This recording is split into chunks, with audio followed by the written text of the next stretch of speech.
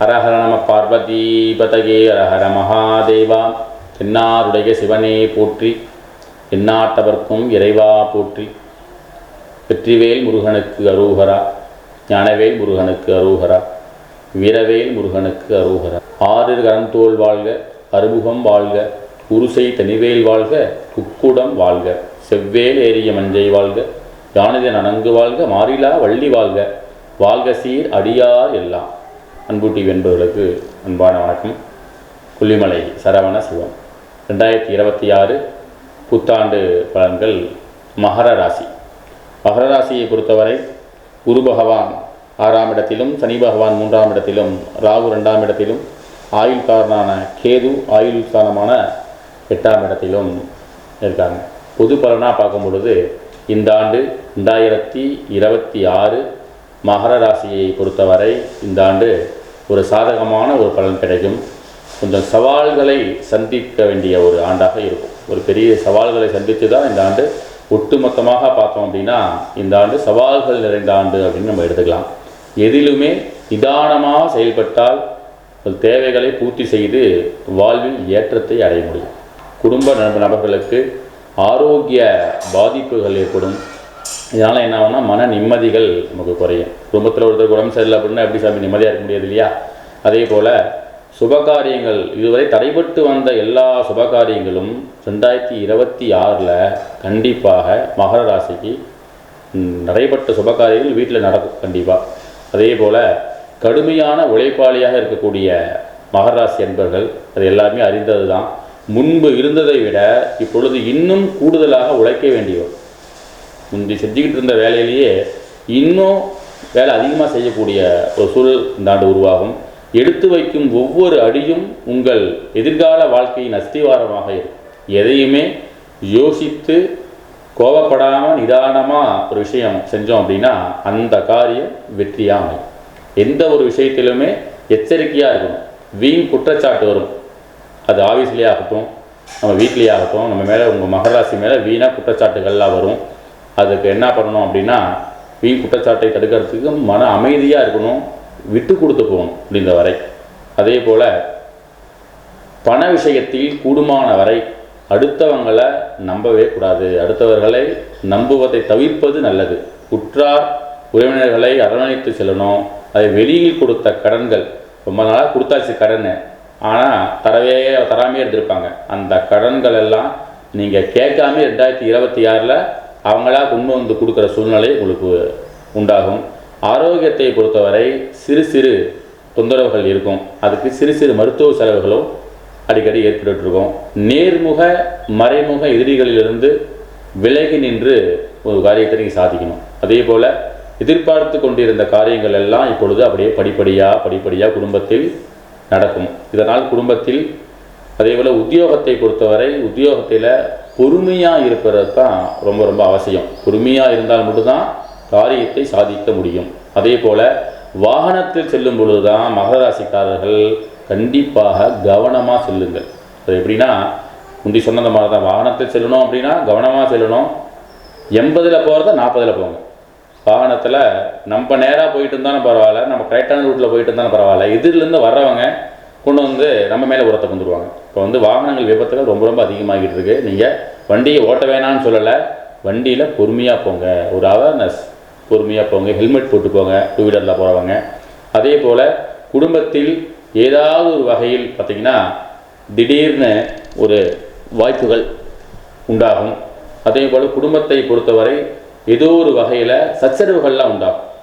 இந்த சச்சரவுகள்லாம் விலகணும் அப்படின்னா என்ன பண்ணணும்? பொறுமை ரொம்ப ரொம்ப ரொம்ப அவசியம். குடும்பத்தில் பொறுமை அவசியம். தர்ம சிந்தனை, ஆன்மீக சிந்தனை இதெல்லாம் இருந்தது அப்படின்னா அந்த பிரச்சனையை அமைதியான முறையில் போனீங்கன்னா அந்த பிரச்சனைகளே வராமல் தடுத்துக்கலாம். அதே போல் அடுத்தவர்களின் நலனுக்காக என்ன பண்ணுவீங்கன்னா கடுமையாக உழைத்து அடுத்தவர் நலனை என்ன பண்ணுவோம்? ஆஃபீஸில் ரொம்ப ரொம்ப உழைக்க வேண்டிய அடுத்தவர் நலனுக்கு நீங்கள் ரொம்ப உழைக்க வேண்டியதாக இருக்கும். அது அப்படின்னா என்னென்னா ஆஃபீஸில் ரொம்ப அதிகமான ஒர்க் இருக்கும். எடுத்த வேலையை முடிப்பதற்கு உங்களுக்கு அலைச்சல் ரொம்ப ரொம்ப ஜாஸ்தியாக இருக்கும். அதே போல் குடும்ப விஷயங்களில் பொறுத்த வரைக்கும் உங்கள் பங்களிப்பு கொஞ்சம் குறையும். ஏன்னா ஆஃபீஸில் எல்லா வேலையும் பண்ணிடுவீங்க. அதனால் வீட்டில் உங்கள் பங்களிப்பு மிக மிக கொஞ்சம் குறைவாக தான் இருக்கும். இக்கட்டான நேரத்தில் நீங்கள் அதிகம் பேசாமல் இருக்கிறது நல்லது. அதாவது வாக்குவாதம் பண்ணாமல் பேசாமல் விட்டிங்கன்னா அந்த பிரச்சனை சின்னதாக முடிஞ்சிடும். நீங்கள் வாக்குவாதம் பண்ணிங்கன்னா பிரச்சனை பெரிய பிரச்சனையாகும். அதே போல் குடும்பத்தில் செலவுகள் கொஞ்சம் அதிகரிக்கும். குலதெய்வ வழிபாடு ரொம்ப நாளாக நீங்கள் குலதெய்வ வழிபாடு பண்ணாமல் இருந்தீங்கன்னா 2026 குலதெய்வம் கோவிலுக்கு சென்று மகராசி என்பவர்கள்லாம் குலதெய்வ வழிபாடு செஞ்சுக்கணும்.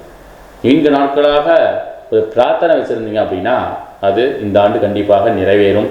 குடும்பத்தில் சுப செலவுகள் அதிகமாக சுப செலவுகள் ஏற்படும்.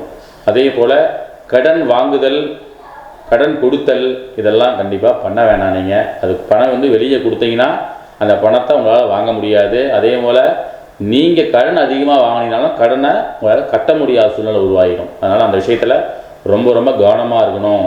அதே போல் வாகன பயணத்தில் முந்தி சொன்னது போல கவனமாக இருக்கணும். வழக்கு விவாகரங்களில் பார்த்திங்கன்னா வழக்குகள்லாம் இருந்து பூர்வீக சொத்து பிரச்சனையோ அது உங்கள் மேலே வேறு ஏதாவது வழக்குகள்லாம் இருந்தால் இந்த ஆண்டு 2026 அந்த வழக்குகள் உங்களுக்கு சாதகமான தீர்ப்பு வரத்துக்கான வாய்ப்புகள் இருக்குது. அதே போல் உங்களை சுற்றி மகராசியை சுற்றி எப்போதுமே ஒரு கூட்டர் கணவன் மனைவியிடையே பிரச்சனைகள்லாம் இருந்தது அப்படின்னா அந்த பனிப்போர்லாம் இருக்கும். அதெல்லாம் இருந்ததுன்னா இந்த ஆண்டு 2026 அதை வந்து நீங்கள் கம்மி பண்ணிக்கணும். அது இருக்க இருக்க பார்த்திங்கன்னா விவாதங்கள் ஜாஸ்தியாகிட்டு இருக்கும். மகராசிக்காரர்கள் ஆணாக இருந்தாலும் பெண்ணாக இருந்தாலும் குடும்பத்தில் கணவன் மனைவி இடத்துல விட்டு கொடுத்து போனீங்க அப்படின்னா அது பனி போல வரக்கூடிய பிரச்சனை எல்லாம் விலகும். தெய்வ பலத்தால் தான் சுபம் உண்டாகும். உத்தியோகத்தை பொறுத்தவரை அந்த சிக்கல்கள்லாம் கொஞ்சம் கொஞ்சமாக குறையும். உத்தியோகத்தில் சில எப்போயுமே உத்தியோகத்தில் எதிரி இருப்பாங்க. அதே மாதிரி எதிராக செயல்பட்டவர்கள் எல்லாமே இந்த ஆண்டு அது கொஞ்சம் கொஞ்சமாக குறைய ஆரம்பிச்சிடும். அதே போல் தொழில் வியாபாரத்தில் சூட்சமங்கள் வியாபாரம் பண்ணிகிட்டு இருந்தீங்கன்னா வியாபார யுக்தி என்னங்கிறது இந்த ஆண்டு உங்களுக்கு தெரிஞ்சிடும். அதில் முன்னேற்றம் காணப்படும். புதுசாக ஒரு சின்ன சின்ன தொழில் இல்லாமல் ஆரம்பிக்கலாம் கூட இந்த ஆண்டு ஆரம்பிக்கலாம். மேலும் வருமானம் கொஞ்சம் சீராக இருக்கும். 2026 பொறுத்தவரை வருமானம் சீராக இருக்கும். அப்படின்னா வரவு செலவுக்கு உண்டான வருமானம் சீராக இருக்கும். மறைமுக எதிர்ப்புகளை எதிர்த்து மற்றவர்களுக்கு தகுந்த பாடம் கற்பிக்கும் ஆண்டாக இந்த ஆண்டு கண்டிப்பாக மகர ராசிக்கு இருக்குது. மகர ராசியை பொறுத்தவரை என்ன பண்ணணும் அப்படின்னா பரிகாரமாக ஆஞ்சநேயர் வழிபாடு பண்ணுவது ரொம்ப ரொம்ப சிறப்பு.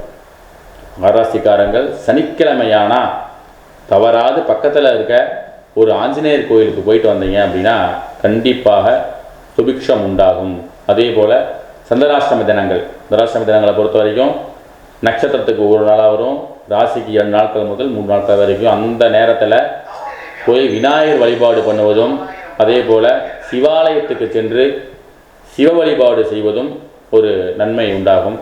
பொதுவாக பார்த்தா 2026 மகர ராசிக்கு ஒரு சவால் நிறைந்த ஆண்டாக இருக்கும். நீங்கள் அதில் சவாலை சமாளித்து வெற்றி கொள்ளும் ஆண்டாகவும் அமையும். மகர ராசியை பொறுத்தவரை திருமணமாகாத மகராசி என்பவர்களுக்கு 2026 கண்டிப்பாக திருமண யோகம் உண்டு. அதே போல் திருமணமாகி வெகு நாட்களாக குழந்தை பாக்கியம் இல்லாத அவர்களுக்கு இந்த ஆண்டு 2026 கண்டிப்பாக குழந்தை பாக்கியம் உள்ள ஒரு ஆண்டாகவும் இருக்குது.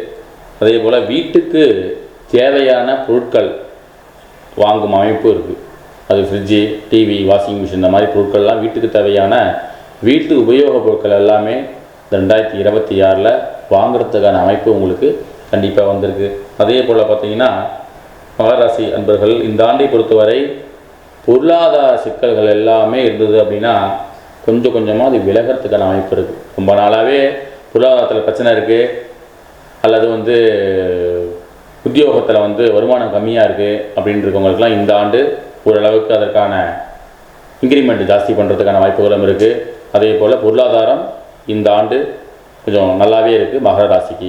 அதே போல் பார்த்திங்கன்னா மகர ராசி என்பதை பொறுத்தவரை தொழிலில் இருக்கவங்களுக்கு அதிகமான அந்த ஓட்டல் தொழில், கட்டுமான தொழிலெல்லாம் பண்ணுறவங்களுக்கு இந்த 2026 ஒரு நல்ல லாபகரமான ஒரு அமைப்பு இருக்குது. அந்த தொழில் பண்ணுறவங்களுக்கெல்லாம், அதாவது வேலைக்கு போகிறவங்களுக்கு உத்தியோகத்தில் சம்பள உயர்வு எப்படி இருக்கோ தொழில் பண்ணுறவங்களுக்கு மகர ராசி என்பவர் 2026 அந்த பொருளாதார நிலை, நீங்கள் இன்வெஸ்ட் பண்ணுற அமௌண்ட்டுக்கு இன்வெஸ்ட் பண்ணுற அந்த தொழிலுக்கு நல்ல லாபகரமான பலன்கள், இதற்கான தொகை உங்களுக்கு கிடைக்கிறதுக்கான வாய்ப்புகள் ரொம்ப நிறையா இருக்குது.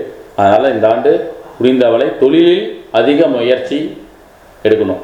மகராசி என்பர்கள் அந்த முயற்சிகள், தொழில் முயற்சிகள் இருக்கும்போது எப்பயும் சொல்கிறது போல தான் கவனமாக கரெக்டான விஷயத்தில் முதலீடு பண்ணீங்க அப்படின்னா கண்டிப்பாக வெற்றி நிச்சயமாக கிடைக்கும். மகராசி என்பவர்களுக்கு இந்த ஆண்டு சிறப்பான ஆண்டாகவே, சவால் நிறைந்த சிறப்பான ஆண்டாக மகராசிக்கு இருக்கும். நன்றி, வணக்கம்.